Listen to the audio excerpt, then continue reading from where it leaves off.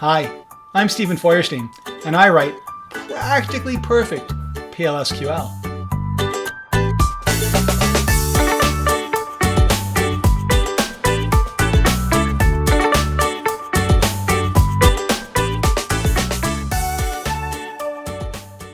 Hey there, I'm Stephen Feuerstein, back with another tip for giving great, amazing presentations. And the focus of this one is be confident in your knowledge. So, or maybe just more generally, be confident. If you're nervous, you project that. When you're nervous, it's actually not even necessarily all that bad if you project nervousness, because that can make the people who are watching you say, oh yeah, I'm nervous too when I talk. You're okay, Stephen. It's all right. Don't worry about it.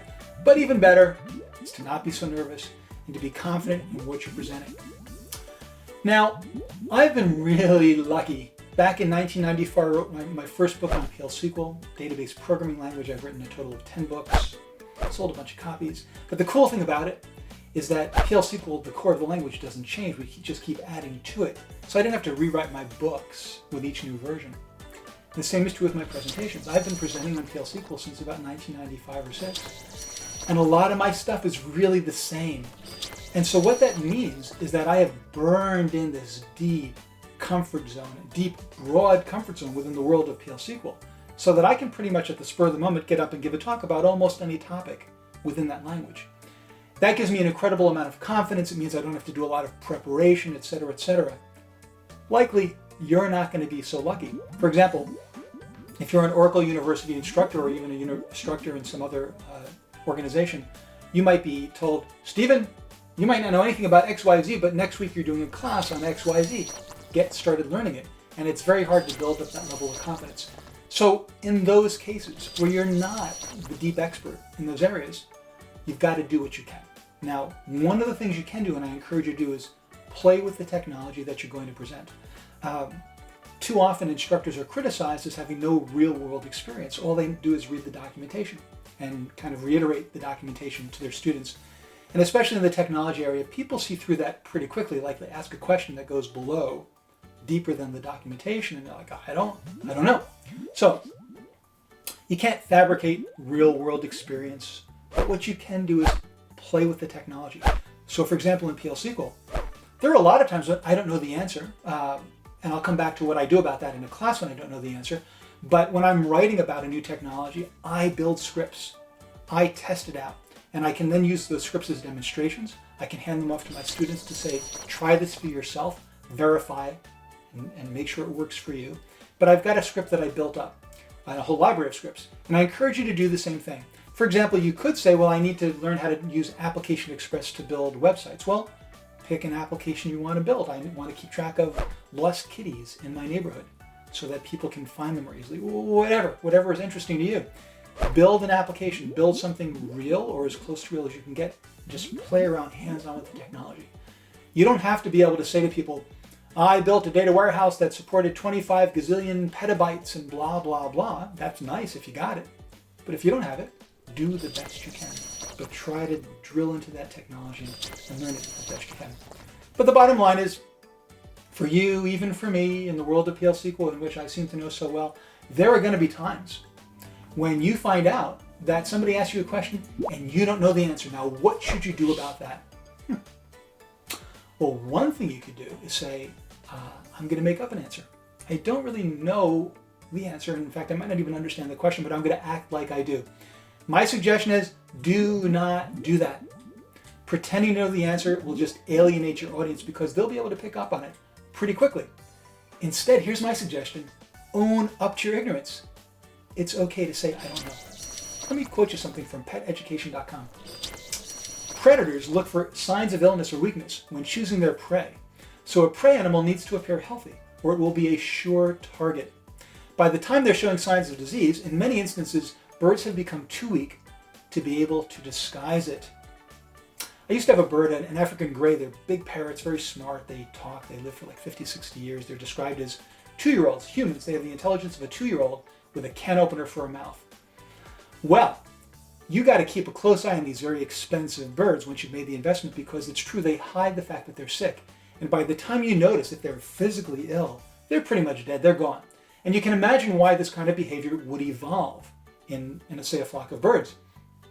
When the hawk is up at 5,000 feet looking down on the birds who are lower down, they're looking for the birds who are straying at the edges of the flock who can't keep up, whether they're sick or young, tired, who knows what. And those are the ones that get gobbled up. So animals evolve ways, strategies to survive, of course. And one of those strategies is to hide that weakness for as long as they possibly can. Now, I sometimes feel bad offering this quote in this story in my trainings because I see people kind of looking around at each other or looking like this, thinking about things. And I worry that what they're actually thinking about when I talk about predators and prey, they're thinking, oh, that guy down the hallway, the way he's been treating me, he's a predator. Oh, this is awful. I'm hoping that you don't work in an environment where you've got to worry about people in your organization being predators or you being a predator and preying on somebody. No, that's not the idea here. The point is that we all have evolved strategies for hiding weakness. And in our modern civilized world, and especially in the information technology area, where people like you and I, if you're a software person like me, resides, we're considered the wizards of the modern age. So I don't know about you, but I've had experiences many times where people will come up to me and say, Stephen, what do you do? It's like the American question for how do you generate revenue for a corporation? What do you do, Stephen? And I'll just keep it pretty general. I work with software. And then their eyes will go wide and they'll say, wow. And then there'll usually be one of two responses. Number one, could you fix my printer for me? Because of course they figure if you know anything about computers, you know everything about computers, which I sure don't. And number two, they'll say something like, wow, you must be so smart. Now, maybe I'm smart, maybe you're smart, but I really, truly, deeply believe that you do not have to be real smart to be a programmer. You have to be good at thinking like a machine, because when it comes down to it, what you're doing is writing instructions to a computer to execute. And computers are really fast, but they're really dumb. They only do what you tell them to do. So we have to be the sorts of people who can essentially shift away from the kind of communication that humans engage in to the kind of communication that machines need. Not everybody can do that or wants to do it. My wife, for example, hates the idea about dealing with machines and certainly programming.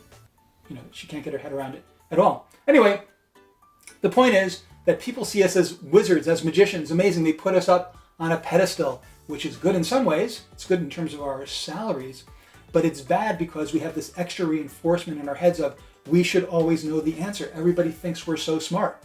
And so it makes it even more difficult to admit you don't know. Now, in the context of your working environment, your team, let's say you're a developer, hiding your ignorance is just another way of zooming, of drilling bugs right into your code, bug after bug after bug. You have to be able to admit ignorance to learn and to correct mistakes. From the standpoint of a presenter, you can't know everything.